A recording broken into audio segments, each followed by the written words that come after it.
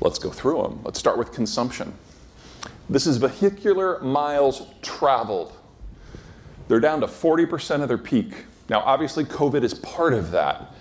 But in the 6 months since COVID lockdowns ended, they haven't picked up at all. Why? Demographics. The people who are most likely to be mobile are people in their 20s. And we're now discovering that over the course of the last 6 years, they've run out. Or you can look at their purchasing power.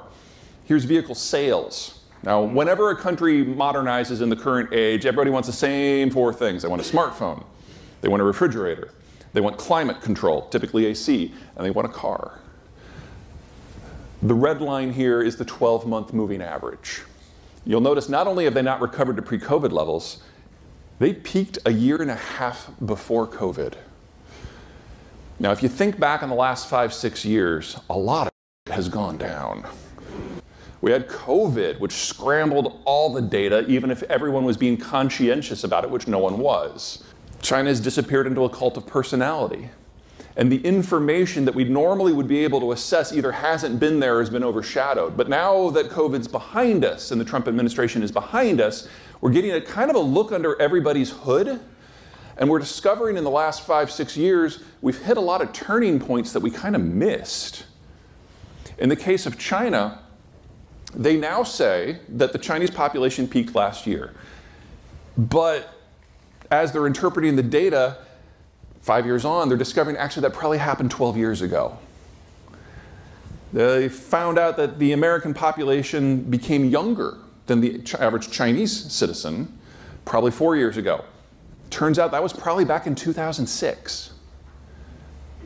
India surpassed China to become the largest population this year.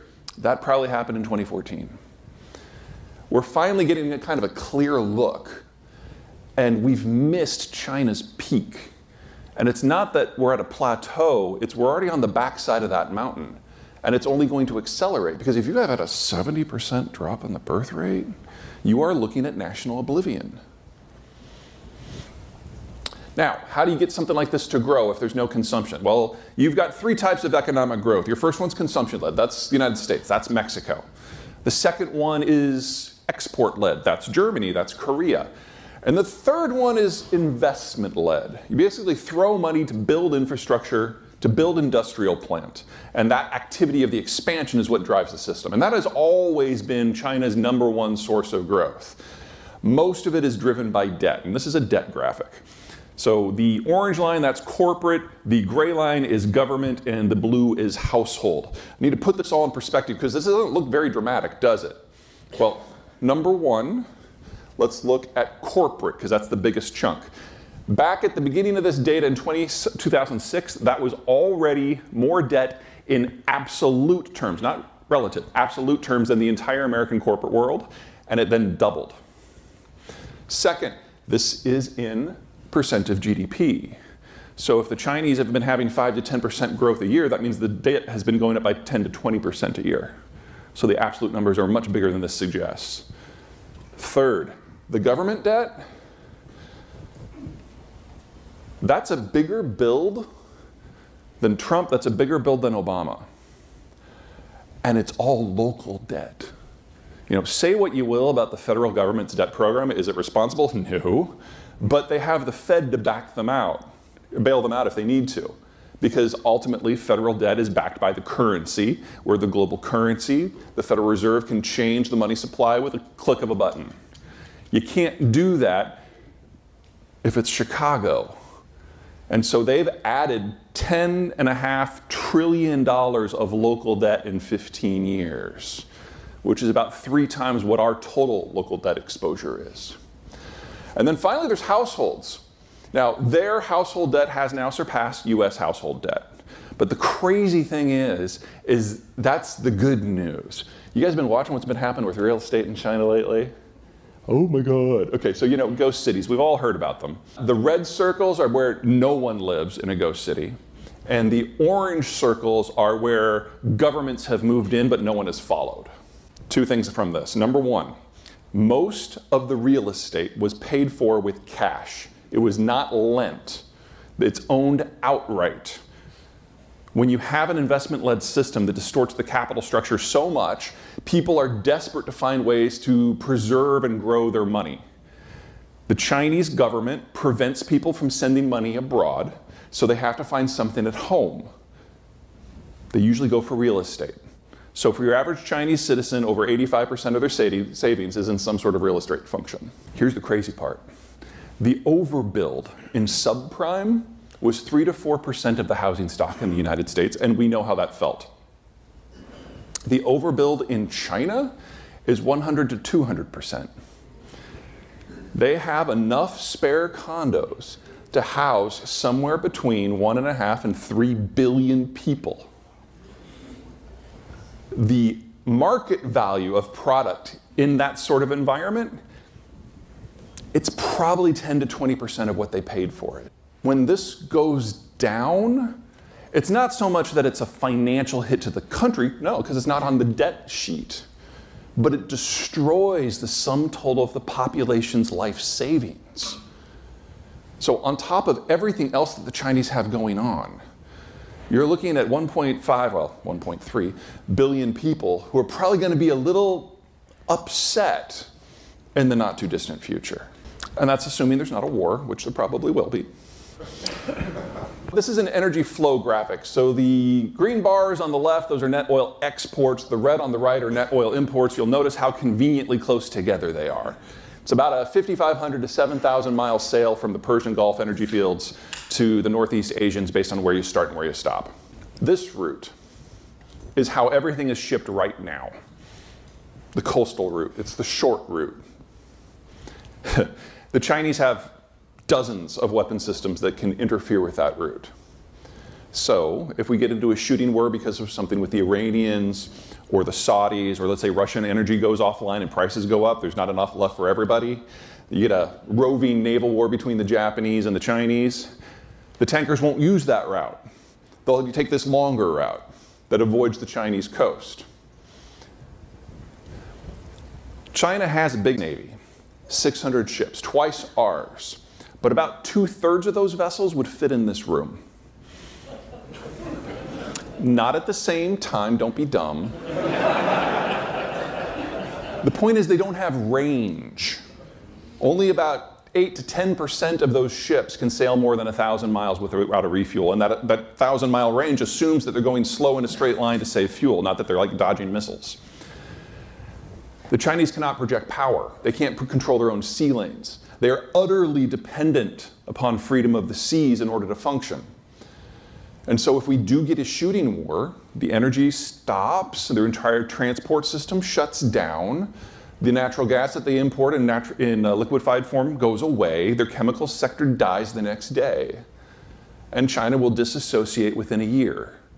And since they import 80% of the stuff they used to grow their own food, we also get a famine that kills people, hundreds of millions of people, within 2 years. Now, the Chinese government was well aware of this 5 years ago. But over the last 5 years, it stopped functioning as a government because Xi has purged the system so thoroughly of anyone who is even theoretically competent in order to prevent anyone from rising up from below to potentially challenge him or replace him. And in doing so, he has so terrified the bureaucracy at this point that no one will bring him information at all.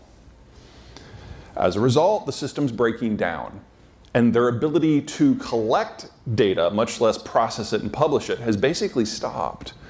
Now, some of these things are ego-driven. So, for example, the Chinese just stopped collecting information on COVID because they didn't want everyone to know how many people died when they did their opening. We just don't know. We don't even have an educated guess, honestly. But some of this stuff really matters. Youth unemployment. We don't know what the status of the next generation is. Patents, which supposedly you need for an information-based society. The information is no longer collected. Bond purchases. How the hell do you have a bond market if you don't know what's on offer and who is buying what? That was supposedly how they were going to get away from an investment-led system, to have a different debt market. Well, that's gone. But the ones that scare me the most are more personal. Political biographies, college dissertations. Because that's how young people get a foot in the system and move up. and Xi's made sure that they can't, so they can never challenge him. So it's just him. Now, my biggest criticism of Barack Obama is he believed he was the smartest person in the room, and he would tell people that. His first meeting with the Joint Chiefs, you got all the 3 and the 4 stars in the room. He said, I'm smarter than all of you. I can do your jobs better than all of you. Let's assume for the moment that Barack Obama was correct. So, you're going to do everyone's jobs here and your own. No. Xi has done that for the entire country. Decisions cannot be made without him. The reason he didn't show up to the G20 summit wasn't because he was mad at the Indians, although he was. It's because he had to do it home, because he's the only one who can make decisions. And I think the best way to kind of explain how this is leading to a state collapse is that stupid balloon. Now, I'm not a balloon expert. That's just not in my field. And neither is the American president.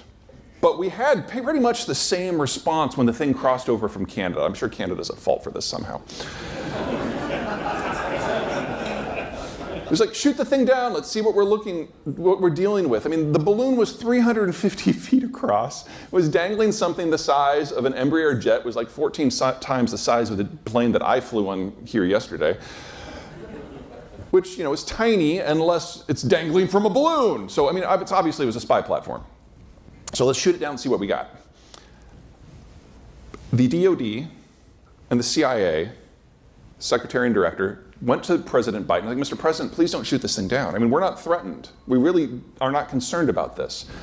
We know where it's going. It's going to float over the missile silos in Montana.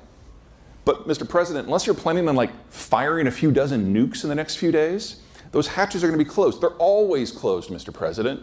The Chinese will get photos of closed hatches from 7 miles away. We are not scared about this. But, Mr. President, there's an opportunity here. Because if you let this thing go on its merry way, we'll put a spy helicopter below it, and a spy plane above it, and every whisper sensor we have, and we will track over the next 9 days. And we'll copy all their cryptography. We'll trace the signals through the civilian information exchange network. We'll see which satellites they're using. And we will trace it back, not to the city, not to the block, not to the building, not to the floor, not to the office, to the terminal that is doing the controls. And Mr. President, we have the best hackers in the world. We will hack that of a terminal. We will find out who is on it, and then we will trace them using signals intelligence and map out their whole world. Mr. President, the Chinese have handed us the intelligence breakthrough of the decade. All you have to do is let the thing float. And then when it gets over North Carolina, we'll shoot it down and we'll get the hardware too, which we did. We now know that Xi was unaware of the balloon's existence until after it was shot down. He's that much in the dark. No one would tell him. We now know that their Ministry of Defense was unaware of it until it crossed into American airspace. It was just some in the Intelligence Bureau who thought, this is what Wolf Warrior diplomacy means. This is how you stick it to the Americans. We're seeing breakdowns like this at every government level, in every economic sector. The capacity of the Chinese to make decisions, to flow information, has stopped. This was the dumbest thing I have seen any country do in the last 20 years. And if you think back on the last 2 decades, there has been so much dumb. This is what state failure looks like in the early stages. So yes, China, 10 years tops, but it can end so much faster.